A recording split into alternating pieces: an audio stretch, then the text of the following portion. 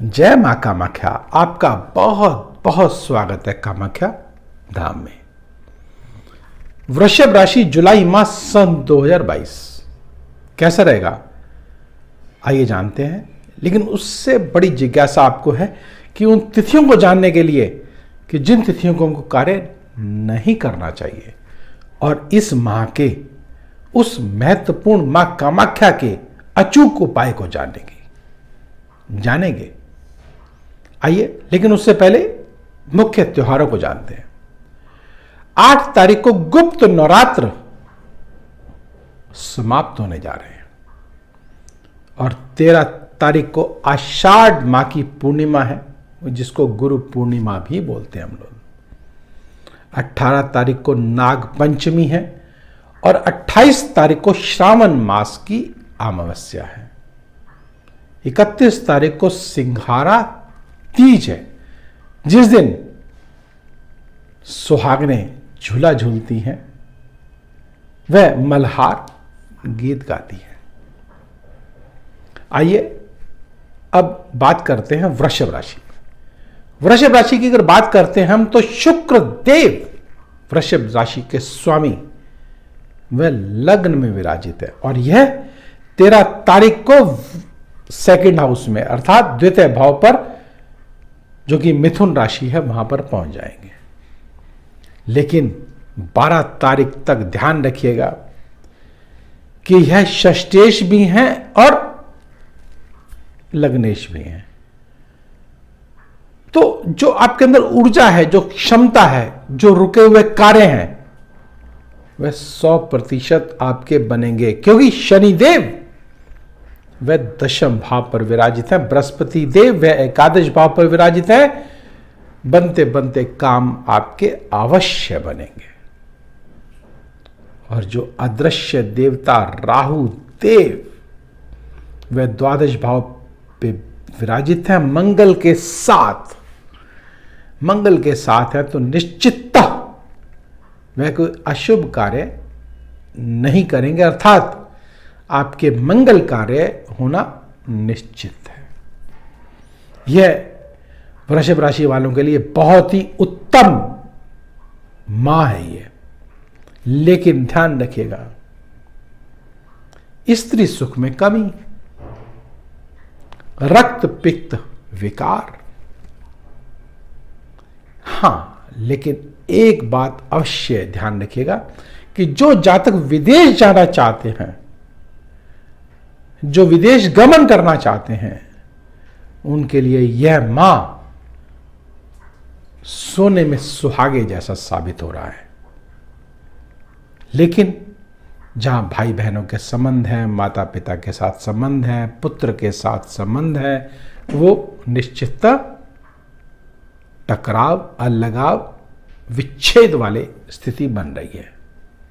इसके लिए क्या करें, जानेंगे उस उपाय को, मां कामाख्या के अचूक तांत्रिक उपाय को, जिसको करके निश्चितता आप इस माह को चमत्कारिक व मंगलमय बना सकते हैं।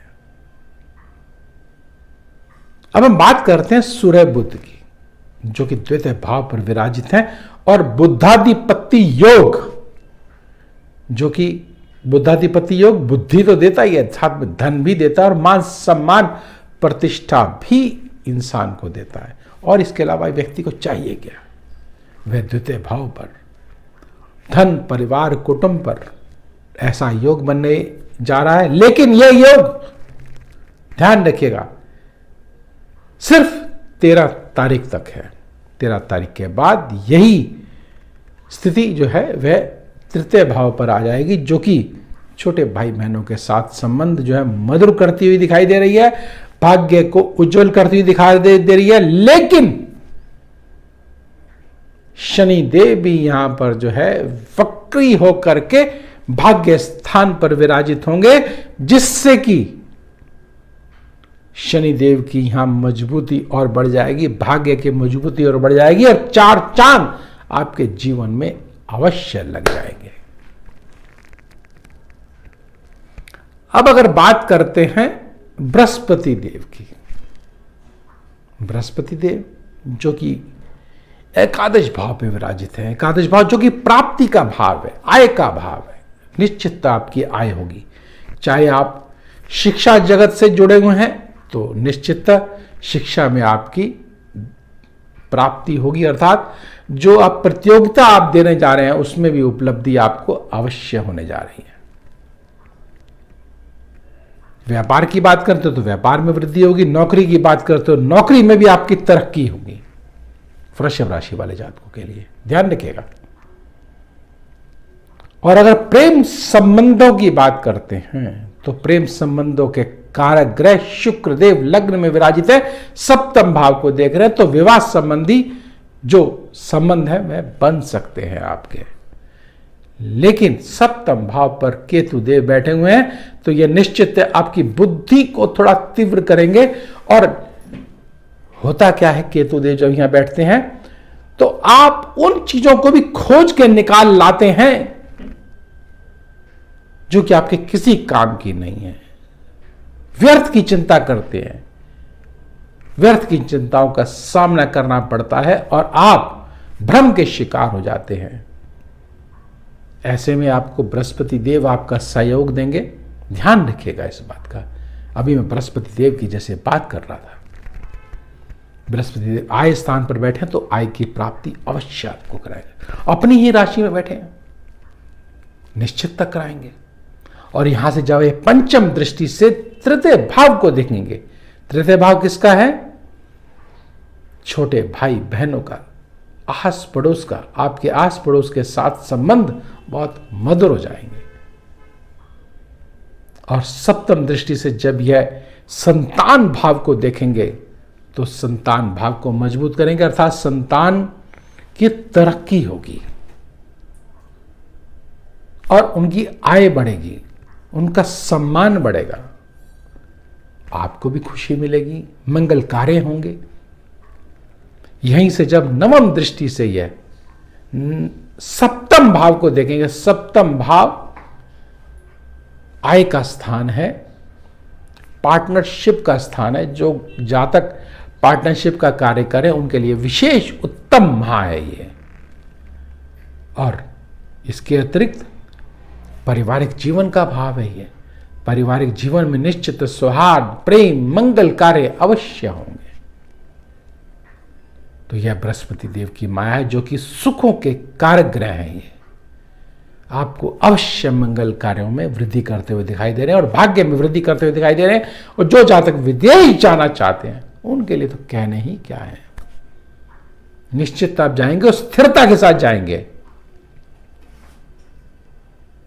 और जो जातक शिक्षा से संबंधित वहां जाना चाहते हैं उनके लिए विशेष उत्तम माह है ये। अब बात हम करते हैं राहुदेव की। राहुदेव जो कि हमको निद्रा देते हैं, हमको ये समझने की शक्ति जो है वह क्षीण कर देते हैं। हम अपने मोबाइल में हमेशा मस्त रहते हैं, ये राहु देते हैं।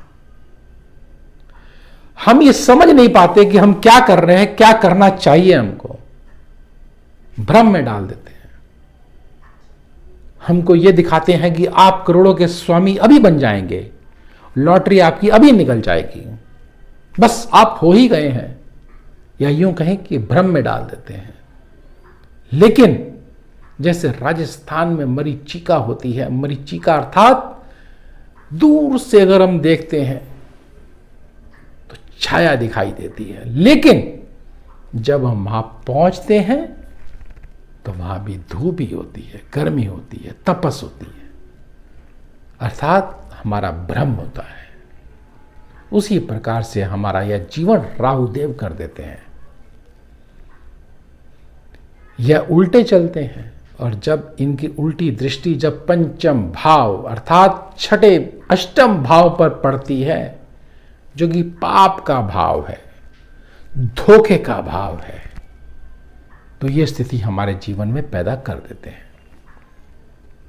जब ये सप्तम दृष्टि से छठे भाव को देखते तो रोग को बढ़ा देते हैं, और रोग भी ऐसा जो कि हम समझ नहीं पाते कि क्या हो रहा है क्या नहीं हो रहा है। निश्चित इसको न्यून करने के लिए एकमात्र छोटा सा उपाय है, जानेंगे आगे और उन तिथियों को भी जानेंगे, और इन नवम दृष्टि को अगर हम समझ जाएं तो ये चतुर्थ भाव पर पड़ती है, मन के भाव पड़ती है, माता को पीड़ित करती है, मन को पीड़ित करती है, और हमको एक जगह टिकने नहीं देती, हमारा स्थानांतरण करवा देती है। इसका उपाय क्या है? छोटा सा उपाय है। पहले उन तिथियों को जान लीजिए, लिख लीजिए, नोट कर लीजिए। 3, 4, 11, 12, 20, 21, 30 और 31 भूल कर भी तिथियों को कार्य ना करें। करना भी पड़े तो एक छोटा सा उपाय है। 2 मुखी रुद्राक्ष लीजिएगा, काम्या सिंदूर लीजिएगा, माथे पर उसके लगा करके और एंटी क्लॉकवाइज 7 बार घुमा करके जल में प्रवाह कर दीजिएगा। निश्चित मां कामाख्या की कृपा से, लेकिन सिंदूर कौन सा? काम्या सिंदूर। तभी आप मां कामाख्या के इस तांत्रिक उपाय को कर सकते हैं। और ये छोटा सा उपाय निश्चित आपके इस माह को मंगलमय और चमत्कारिक अवश्य बना देगा, और आपकी जितने भी अशुभ ग्रह हैं उनको पूर्णतः समाप्त कर देगा, उनके प्रभाव को समाप्त कर देगा, और आपके भाग्य वर्धक बनेगा। ऐसा करिए और लाभ उठाइए। और अगर आपको वीडियो पसंद आया, लाइक करें, सब्सक्राइब करें और बेल बटन को अवश्य दबाएं, जिससे अगला वीडियो आपके पास सबसे पहले पहुंचे और आप लाभान्वित हों। नंबर स्क्रीन पर चल रहे हैं, आप नंबर डायल कर करके मेरे से व्यक्तिगत रूप से बात कर सकते हैं। मां कामाख्या की कृपा आप पर बनी रहे, सुखी रहें, कल्याण हो और सौहार्द और प्रेम के साथ यह जीवन बीते, सफलता आपके कदमों में हो, ऐसी मैं मां कामाख्या से प्रार्थना करता हूं। ध्यान रखिएगा, अपने माता पिता के चरण स्पर्श अवश्य करें, उनका आशीर्वाद लें, निश्चित आपका भाग्य अवश्य उदय होगा। अब मुझे दीजिए आज्ञा। जय मां कामाख्या।